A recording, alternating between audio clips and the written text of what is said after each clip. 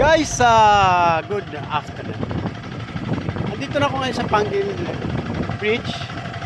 Oh, yun to. Mali, si Ponte. Yun yung pinaka-center ng tulay. So, maganda rin naman.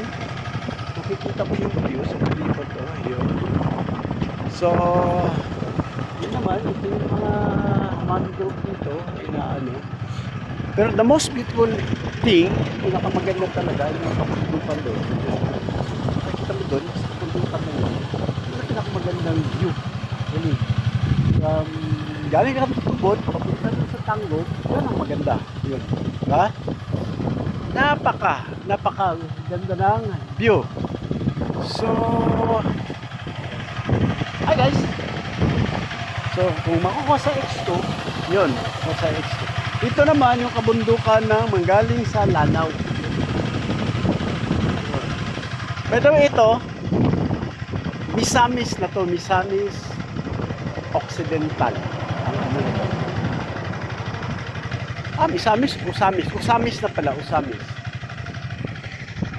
Nakakalito, pero ang ganda ng tulay. Comparing to San Juanico Bridge, mas maganda pa rin ang San Juanico Bridge. May siya, may design. Ito naman kasi wala siyang design, design na parang walang art, tuloy-tuloy lang siya. Yung San Juanico Bridge is may art siya kasi paikot siya, nakikita mo ang view sa paligid. Ito mababa lang siya, mababa. Not so high. Although yun, nakikita yung beach dun, then nakikita rin yung bilat. Diba?